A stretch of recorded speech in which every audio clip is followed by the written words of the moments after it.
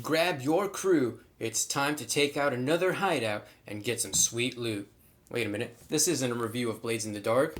This is a review of Wicked Ones. Let's dive in.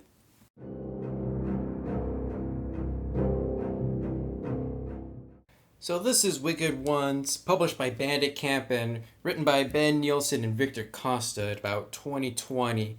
This is a Forged in the Dark game, so if you've ever played Blades in the Dark, the mechanics of this game are very similar to that, if not spot on with some extras. Now, the inside covers don't really have anything at all, and this book clocks in at 359 pages. That's quite a big difference than Blades in the Dark, but then again, there are some mechanics that are extra, if you will. So in this game, you actually play as a monster, and you have a group of monsters. They're kind of like your crew, and you go about in a sandbox land or world, whatever you have, and you gather loot and material to upgrade your hideout. You actually have a dungeon that you can upgrade, and that's where you live in, and gain too much notoriety, and heroes will actually start to come in. This basically plays like Dungeon Keeper, Evil Genius, those video games like that. So first off, we have a nice table of contents, and you're really going to need it because this book kind of goes around in some very important concepts. I want to say that it's not very well organized, but it is just in its own way. So what you're going to see at the very beginning, after your introduction, you're going to have a very lengthy chapter on just the basics of the game, and then you'll get into character creation, you'll get into dungeon creation, and then you'll get into how to play the game, and then you'll get into your sandbox world creation, and then you get some stuff for the GM, and then you get some extra bonus stuff at the very end. So without further ado, let's get into the introduction.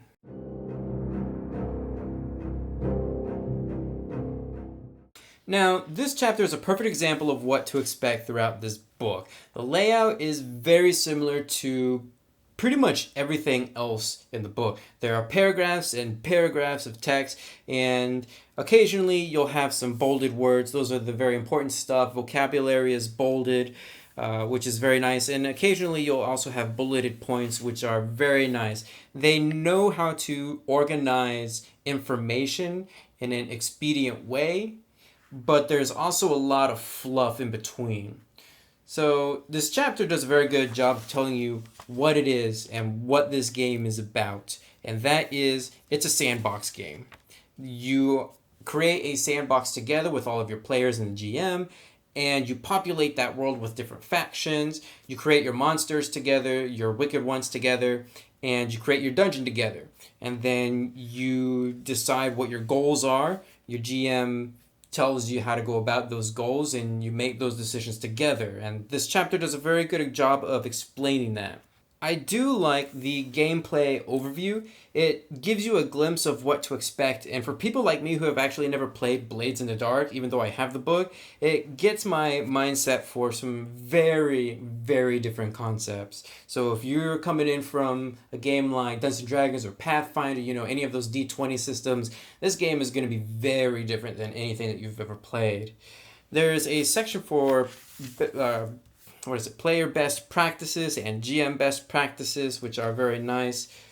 And there's also some safety tools, because at the end of the day, you're playing evil characters, so I guess they decided to go ahead and tell you to really learn how to read the room and get to know your players before, going into some very specific details on certain things.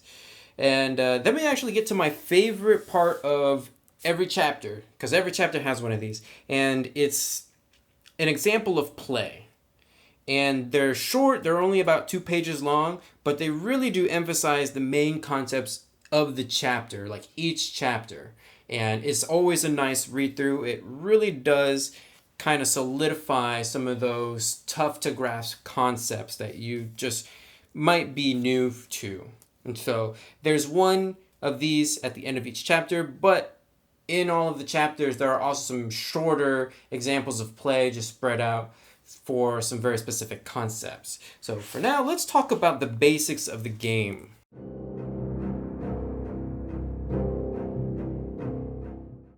as expected and as mentioned before, this is one of the bigger chapters of the game. For the most part, everything is labeled clearly, but sometimes it's a little difficult for me to differentiate between major headings and, subtopics.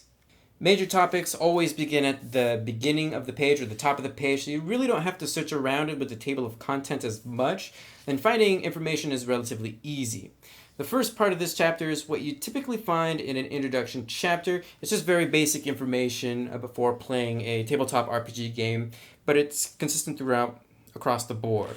And for some reason, the first concept, the first basic gameplay mechanic is about stress, which I find a little odd. You would think that the dice mechanics would be the first thing that you would read about, but instead it's stress. And stress is only about one page, but there's nothing that really leads into it. It doesn't flow very well, I guess is what I'm trying to say, because you have a section on stress and then you have the dice mechanics here. So basically, stress is a resource that you use for abilities, flashbacks, resistant rolls, teaming up, magic items, and suppressing dark impulses. It's very simple. You have like a little progression wheel here that you fill in or erase every time you get stress. And when you actually run out of stress, you go feral, which is another concept that's later on in this chapter. So this part is really confusing because it just seems like it's in the wrong place.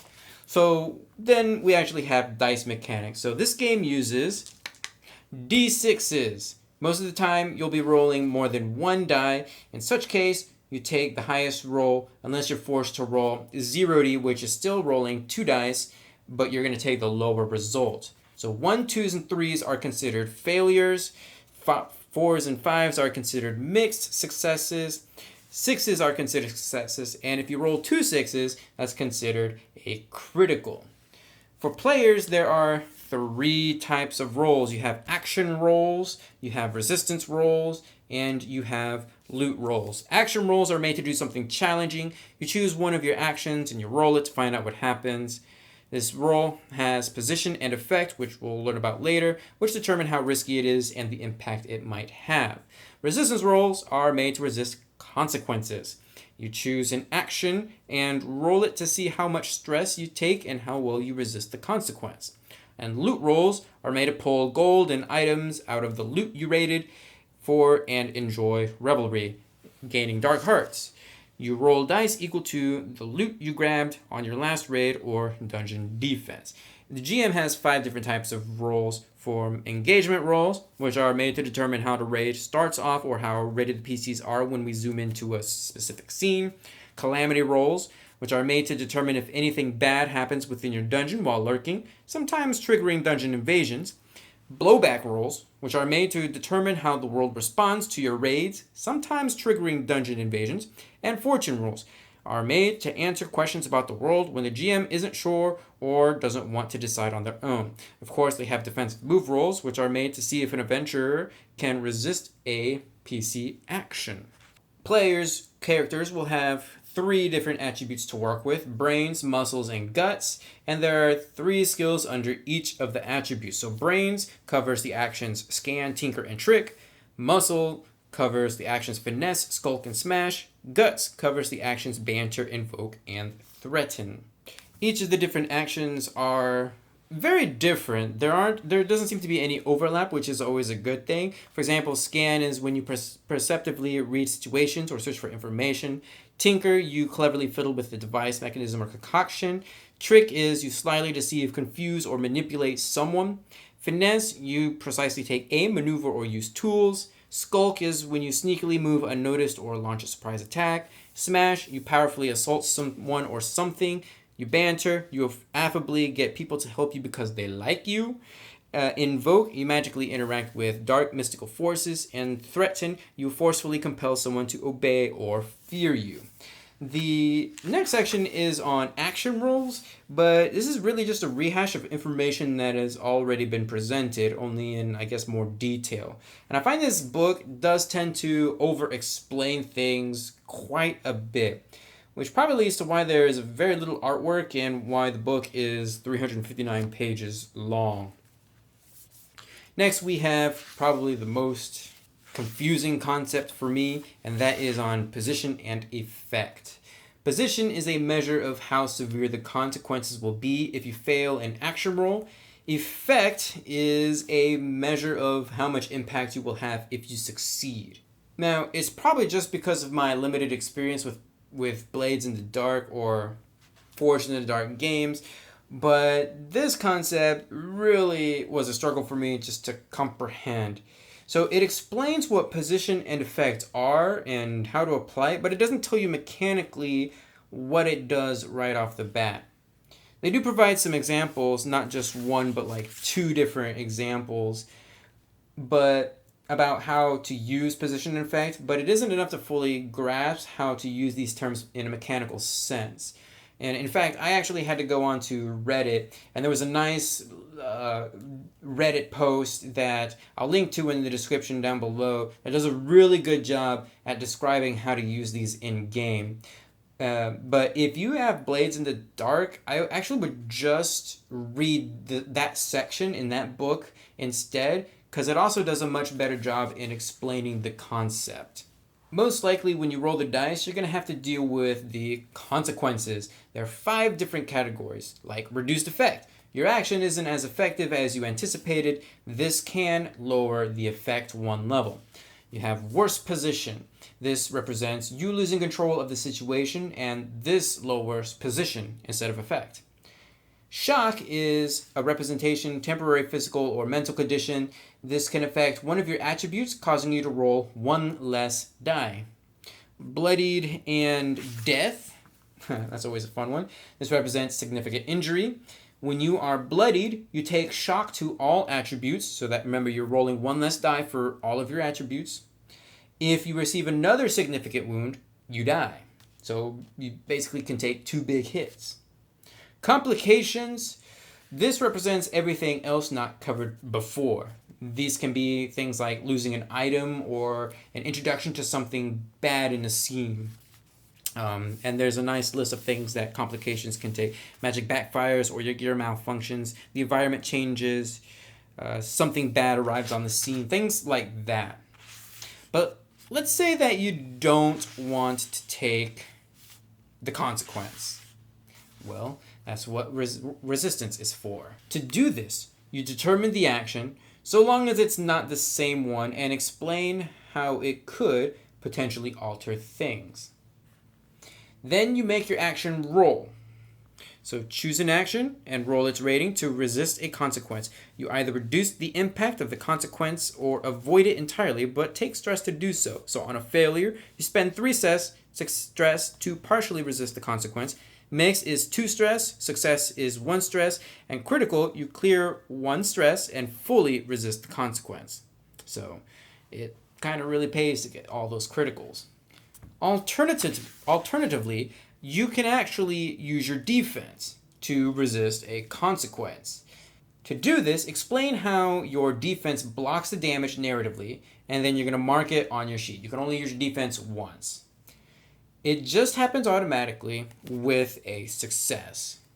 So, defense. You completely avoid the consequence as if you had rolled a success on a resistance roll. This does not cost stress. Dark impulses are the deepest, darkest, most terrible part of the monster. Think of these as vices. The book provides 8 examples like big mouth, cruel, deranged, fickle, obsessed, paranoid, reckless, and vengeful. At times, the GM will introduce something into a scene to draw upon the dark impulses of one or more characters. If you choose to suppress the impulse, you take stress and you have to describe how you resist or you suppress it. If you choose to give in, you actually gain a dark heart. A dark heart is a spendable resource that gives you +1 die to inaction or resistance roll. You can only have 2 dark hearts at any given time, and you can only spend 1 per roll. Now, if you run out of stress, you go feral. That means you give into your dark impulse right then and there. At least you get a dark heart for your trouble, though. Now, let's say you need that extra oomph to make sure you stand a chance at succeeding at a task. You can ask the GM for a dark bargain. Dark bargain. The GM details a consequence. Something bad happens to you, those around you, your dungeon, or your current raid. If you agree to accept the consequence, you can take +1 die on that roll, or on a roll. So there are some nice examples of dark bargains, like a piece of your gear or supply is lost or broken, or the ground gives way under you and you lose your footing, putting you in a terrible spot, or you're completely exhausted, taking shock to all 3 attributes after your roll. The adventuring party is about to show up. Start a 4-segment clock. So you can roll on any of those on any of those to make it random, or you can actually just choose one or make up your own for that specific situation. Now, sometimes there's a roadblock in the narrative, something you could have brought with you or prepared for, and that's what flashbacks are for. A flashback is when you spend stress to flashback to a scene between the last recovery and the present. You can flashback to perform an extra downtime action, but you must also pay cost as you overwork yourself. And later on, when we talk about the different classes, certain classes are really good at flashbacking for specific things, which is actually really cool because it diverses the different classes even more. Now, one of the biggest concepts in Forged in the Dark games are the progress clocks. These are events or tasks with multiple steps, or they could be like a countdown when something bad happens, or maybe something good might happen, or something just happens. There are 3 different types of clocks. You have objective clocks, you have danger clocks, and you have situation clocks. Success, or rolling well on actions, can progress certain clocks, such as tasks or completing a goal, and failures can be used to tick down a clock for when something bad happens. I really like this concept as a narrative mechanic, and like organization-wise, it reminds me as a GM and the players that there are things at stake. Sentinel Comics RPG also makes use of a form of this mechanic as well, and I think it really does work well in driving up the stakes and making the players do something to help, progress the narrative. So gold in this game is abstract, and you can only have a maximum of 3 gold, but you can spend it on various things. So for example, you can spend 1 gold to get a vile friend or faction to help you, pay a cost, perform a downtime action, to pay your minions to come on a raid with you, recruit a minion pack or attract a creature, but only if you have an open minion slot or creature lair, or upgrade a minion pack. Normally, I'm not a big fan of abstract economy or gold, things like that, because it seems just like a lazy way to just explain a lack of an economy in your game. And I guess it would also free up space, so you're not having to detail how much certain pieces of equipment cost and, dealing with all that. But here, it kind of really works because you're never asked to buy specific things anyway. Instead, you're using gold to upgrade or pay a salary. It's almost like an RPG that's trying to emulate being a board game, which it actually kind of works out in a way. So at the end of the session, you do gain XP. This is one of those weird reflection type advancements where you ask yourself a question, and if you answer yes, you get an experience point. I'm not a big fan of these because I always feel like there's going to be that one person who simply ticks off the boxes at the beginning of the session just to say that they can do so, and then play however they want and kind of really screw everything else up. When you get 9 experience points, you can actually buy a new calling ability, which we'll see in the character creation. When you use an action that doesn't have any dots in it at least 3 times, you can put a dot in that ability. That is a lot of information to go through, and that's only for about half of the mechanics in the system. But for now, let's get into building our character.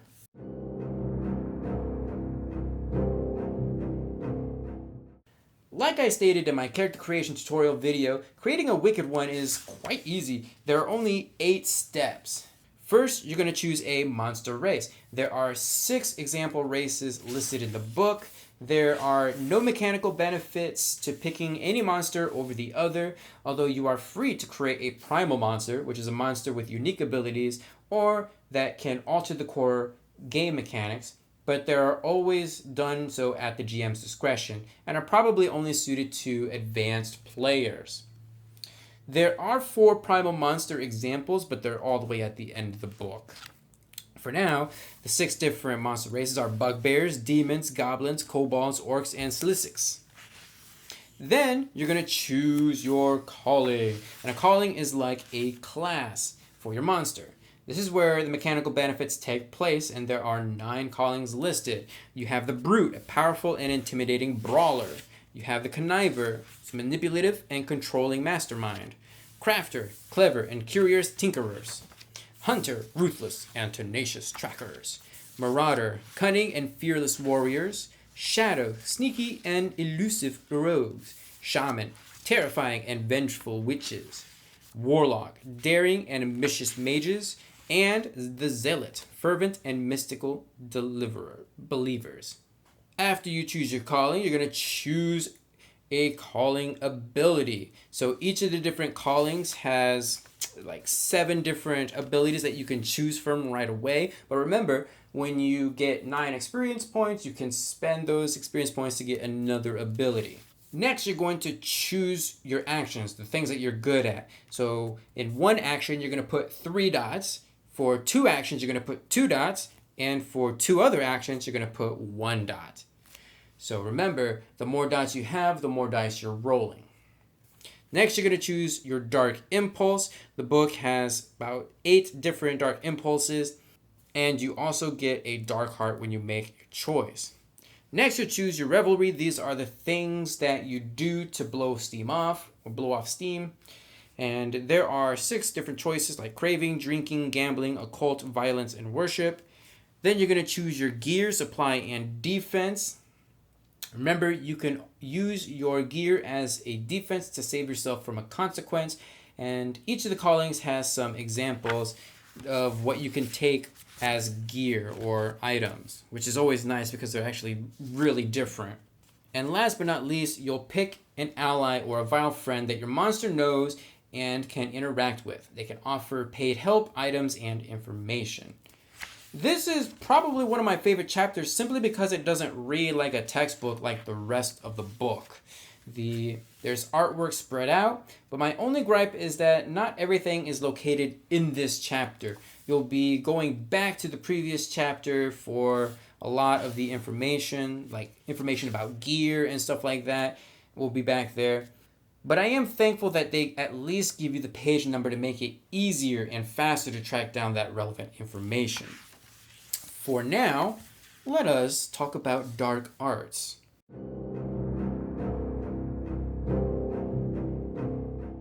This is the magic chapter of the book. It tells you how things function as well as the specifics for each of the dark arts. To begin, let me explain that there are 3 categories of the dark arts. You have the laws of monster science. This deals with the creation of mundane items and such. Then you have the law of spell magic, which covers the casting of spells and crafting potions and stuff like that. And then you have the laws of ritual magic, which covers the incantation of rituals and the creation of magic items. For each of the categories, there are also 3 tiers. So during play, you describe what you want to do and the GM will tell you what tier it is and adjust the roll accordingly. To put it simply, tier 1 things are simple and minor, whereas tier 3 have the potential to have a major impact on the scene or the story. Each of the dark arts have their own section within this chapter, and here you'll find examples of what you can do at each tier, which is very nice. For example, for the laws of monster science, they can create some concoctions, and there's a nice little list of some examples of things split into the 3 different tiers. Then you have like contraptions, same deal. laws of spell magic. Has example potions. And the laws of ritual magic, here are your magic items that you can craft. It should also be worth mentioning that using the dark arts is purely narrative. So you won't find a list of spells. Well, actually, you will find a list of spells. You will, however, find like examples of spells, rather. Like, for example, in the evocation, you have some tier 1 spells, and these are just examples. The book really tells you to sit with your GM and create spells, spells that your monster would cast that fit within the different categories. In addition, there are 2 different types of magics. You got sorcery and witchcraft. Sorcery has 6 different magic paths. They have enchantment, evocation, force mastery, illusion, necromancy, and pyromancy. And it's here where you'll have each of the different types that are split into 3 different tiers, and you'll have some examples of what you should be able to cast or do with that specific category. For witchcraft, we have 5 different categories: blood reading, soothsaying, storm strike, spirit calling, and wild heart. And once again, they are split into 3 different tiers, and there's an explanation of what you should be able to do at each of those tiers. The last part of the chapter details some examples of the deities, and this is most useful for zealots who channel their magic through the deities. So you have like Gorlag, the Blessed Emperor, Iziza, the Sweet Mistress, Melkahar, the Rotting Prince, Gemosha, the Flame of Jealousy, Dalgeth, the Grumbling Malcontent, Nezimi, the Joyful Hedonist, Malawa, the Keeper of Secrets. Then you have like I think these are like wilder deities. So you have Shabazz, the Unscrupulous Destroyer, Labisha, the Flesh Eater, Talazar, the Relentless Stalker, Crevice, the Quivering Wretch, Vahuna, the Howler at Night, Zahin, the Dancing Madman. And that's all there is for the dark arts. Really only useful if you happen to play a spellcasting character. I know there are some characters that are more focused on melee or sneaking that really don't make use of this chapter, which is all well and good. I mean, not everybody can cast spells and fling them around. So anyways, let's talk about dungeons.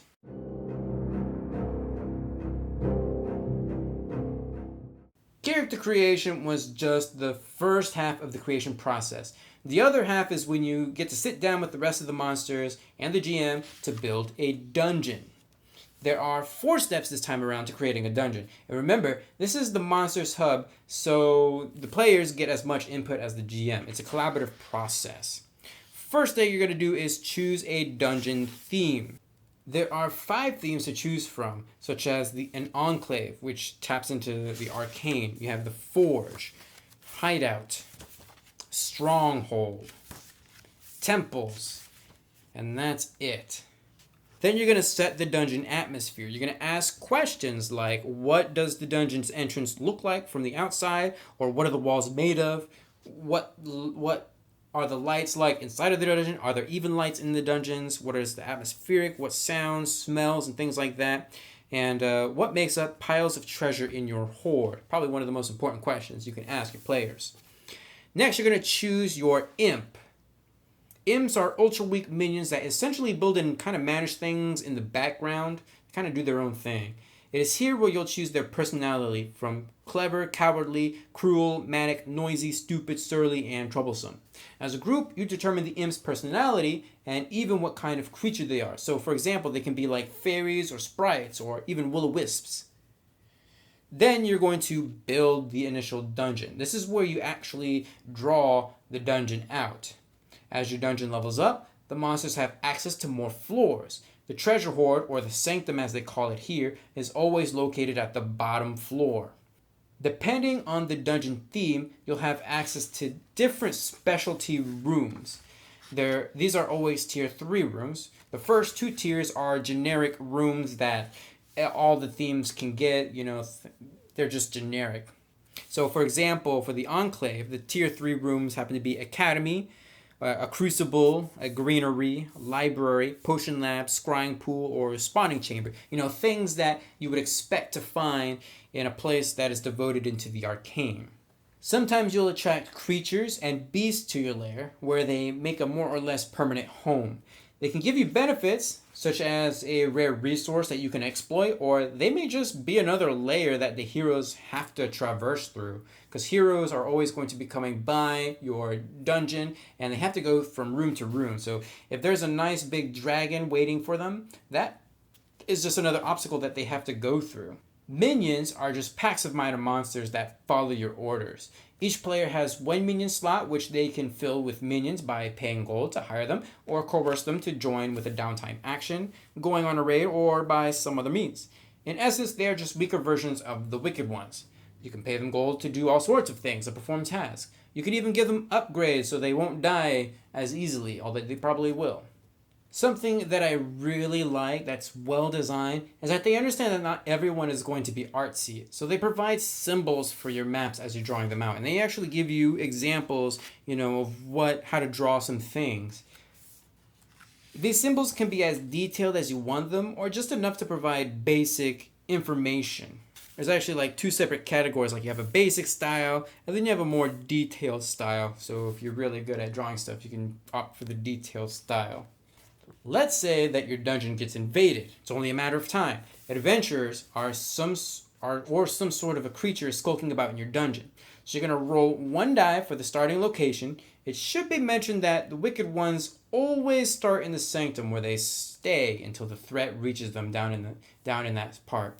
I don't really agree with this because it really restricts the players. So why not have one wicked one come across the threat by themselves? Do they stay and try to hold them off, make use of the traps, or run away and alert everyone else? The game really dissuades this by saying that the minions will revolt if they see weakness in their leader, but to me that just makes for entertainment. I mean, that's something later that you're going to have to encounter and fix and work through.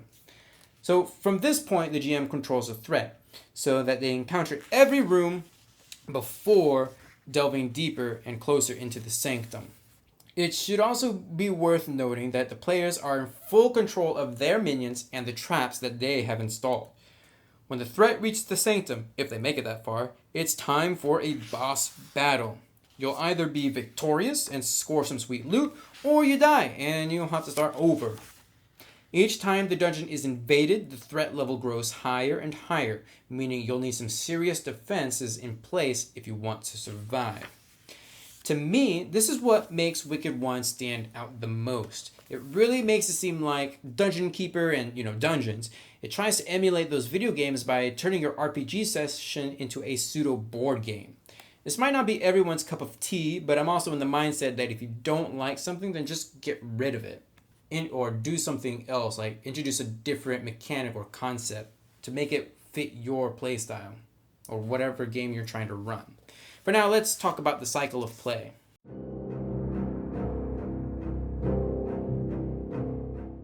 This is probably the most important chapter in the entire book.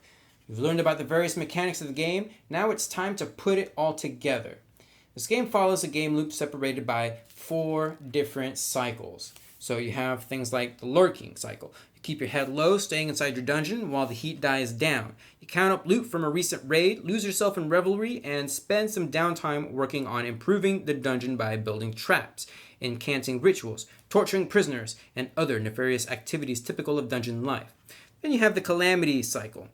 Your time spent in the dungeon is not without risk. Tunnels might collapse. Minions may kill each other, or you might draw the attention of an adventuring party resulting in a dungeon invasion. At the time of each lurking phase, the GM rolls calamity to see how smoothly things went whilst within the dungeon. The raiding cycle. You head out of the dungeon to attack a target with the intention of furthering your master plan, gathering materials needed for loot, or pillaging to increase the size of your hoard. When raiding, you skip straight to the action by choosing a goal, a target, a plan, and some details. The GM then rolls engagement and tosses you into the action with the first step already in progress. Then you have the blowback cycle. The surface is dangerous, and your actions there are sure to bring the ire of its inhabitants. You might face an ambush, juicy hunting grounds may dry up, factions can move against you, and adventurers may be dispatched to end your existence. At the end of each raiding phase, the GM rolls blowback to see how smoothly things went while on the surface. So as I just stated, the lurking phase is when you are in the dungeon. You can heal, count your loot, enjoy some revelry, or work on downtime projects. There are 7 different downtime projects that you can complete. You can brew, build, contact, craft, encamp, recruit, and torture. Each of the downtime projects uses a project clock. The tier of the project will determine how many segments are in that clock. So for example, a tier 1 downtime action will take 1 or will just have 1 progress mark. Tier 2 would have 4 segments, and a tier 3 would have 8 segments. After the lurking phase, the GM rolls to see if the dungeon managed to avoid any calamity or hazards. There's a nice list of minor and major calamities or hazards that can happen that the GM can pull through, which is always nice. When you're ready for more loot to fill out the treasure hoard, you'll go on a raid. This is where you sit with your group of monsters and plan out your goals and how to go about them. The book offers 6 different types of raids.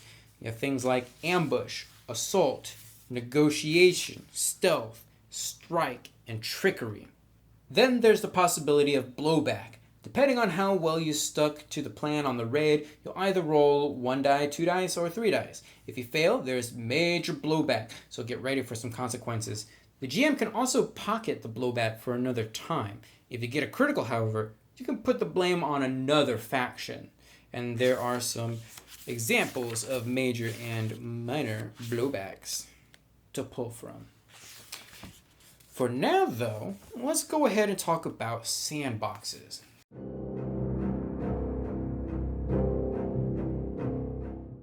So you've made your characters, you've made the dungeon, now you get to make the world. And since this is a sandbox game, it will be very important. The process works best if you have a map available, although there's plenty of maps on the internet, or you can actually use one of the maps in the book. Each of the maps comes with 2 different versions. One that's just a blank canvas, so you can put the factions that you want on there, or you have one that's already populated with the factions already there and their progress clocks. The process for creating a sandbox is actually at the end of the chapter, which is an odd place to put it.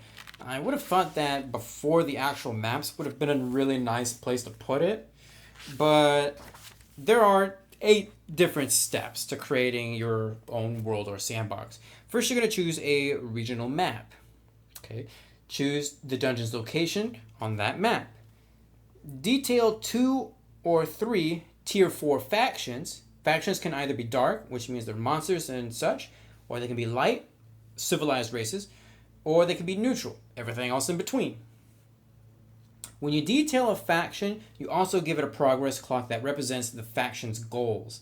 The faction can make progress a variety of different ways as long as it makes sense to the narrative. Then you're going to detail 4 tier 3 factions, then you're going to detail 4 tier 2 factions, and then you're going to detail 4 tier 1 factions. Remember, this process is done with the players and GM together, and there's lots of room for ideas. You're detailing a lot of factions here. Then you're going to establish distance. You're going to choose 2 points on the regional map and establish how long it takes to travel from one point to the other. Then you're going to answer some questions about the world. There's a list of example questions, I believe, on this page. Yep, right here in that little box. I like this chapter, even though I think it's a little backwards. I like the process of creating a sandbox, and they do make it fairly easy. They give you some maps, they give you some instructions and ways to populate the map. It is a little bare, but that's not necessarily a bad thing here. For now, let's move on to the Gamemaster.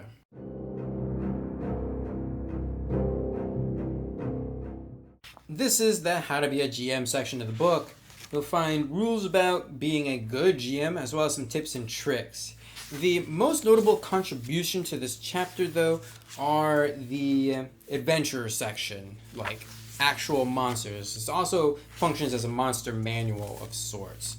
It details how the adventures work, how they take damage, pretty much like Zelda, they have some hearts that you tick off. They might have some passive abilities, the moves that they can make, and things like that. But I really like that they give you some example adventures here that if I needed to, I could just pick and plug in if I'm in a tight situation or I need something to put in there at the moment. You have things like the academic, alchemist, Amazon, aristocrat, assassin, barbarian, bard, buccaneer, centurion, chaos mage, cleric, death knight, defender, druid, eldritch warrior, illusionist, inquisitor, and a knight. It just keeps going on and on and on, and it just seems like there's a wide variety of different adventurers that you can just take and have them have a go at your dungeon. So, very nicely done. With that out of the way, let's talk about the last chapter, Delve Deeper.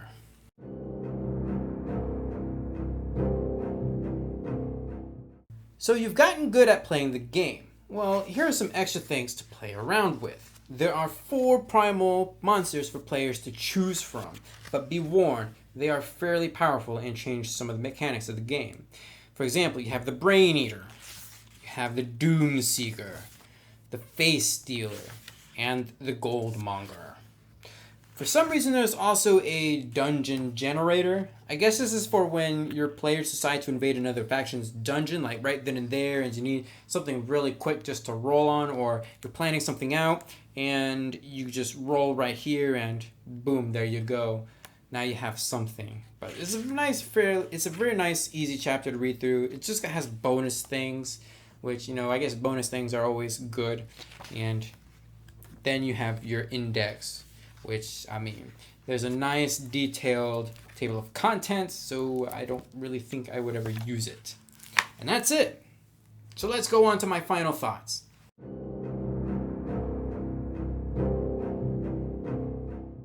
Like in all of my reviews, I like to separate my thoughts into 4 different categories. So I have core gameplay, artwork, the layout, and the content of the book. So let's talk about the core gameplay. If you are only familiar with standard D20 games, then this one might come as a breath of fresh air. At most, you'll only need a handful of D6s. This is a mostly narrative game, first and foremost, and the types of roles really do reflect that. I like the 4 different outcomes: failure, mixed success, and critical. The gameplay loop does what it is set out to do. You are a monster, you have a dungeon, and you want to level it up so you can get lots and lots of treasure. It's almost board gamey, and you can tell its influences are Dungeons and Dungeon Keeper, 2 video games where you make dungeons for heroes to go through and try to steal your treasure. For some, this might not be ideal. It is a very specific gameplay loop. You could just take the pieces that you want and scrap the rest, but I think you'd be cutting down on the lifetime of the game at your table if you do so. Some of the mechanics restrict you to play in certain ways, such as having Wicked Ones start and stay in the Sanctum, while adventurers go through the gauntlet that is your dungeon. I'm not really a big fan of that. So for the core gameplay, I am going to give it a mixed success. Artwork. The artwork is consistent throughout the book. However, to me, there's very little of it. For example, most of the gameplay chapter is just a mountain and mountain of text. Some artwork would have been really appreciated to break things up, and I feel like the lack of such pieces is also because of the size of the book. Now later on in the other chapters, you do get like a page of artwork, and it's all really nicely done. I like that the style matches what they're going for, and it's really cool. The maps towards the end of the book are beautifully designed, and you get 2 of the same maps, one with the factions and then one without, which is actually a really nice bonus. So for this one, I am actually going to give it a success. Layout. This one is a strange one for me. I've read this book at least 3 times now.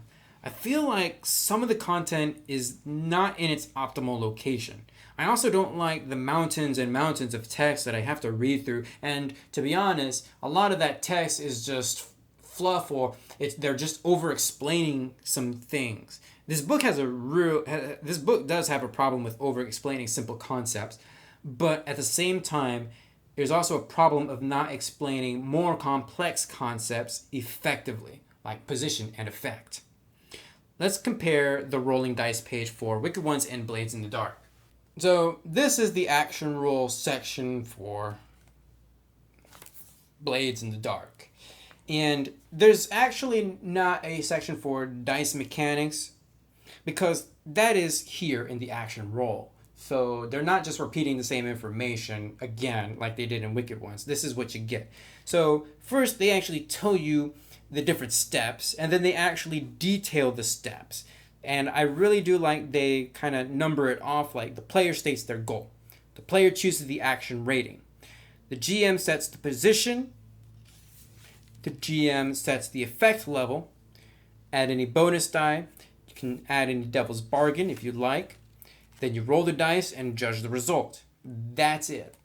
That is very well organized. There is a little table for your different, I think this is position. And then they kind of go on to the next section. I really like it. Whereas with Wicked Ones, you get a topic, they give you mountains of text, and then they go on to the next topic, and hopefully it flows to the next subject, which doesn't always happen. For this one, I feel like things are really, really lacking. And so I'm actually going to give this one a failure. The layout just doesn't do it for me. Content. Everything you need to play is in the book. It isn't so much of a hack on Blades in the Dark as it is its own game. And I really do appreciate that they give you sandbox maps to use. But not only that, you get two versions of those maps. One has the factions and one doesn't have the factions.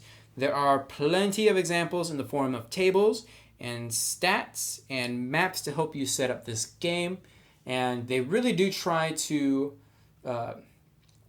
make this game, make it into a full-length campaign, because when I was reading through this my first time, I was like, wow, this is going to be like a really short game. This could be like a one-shot, or maybe, just a couple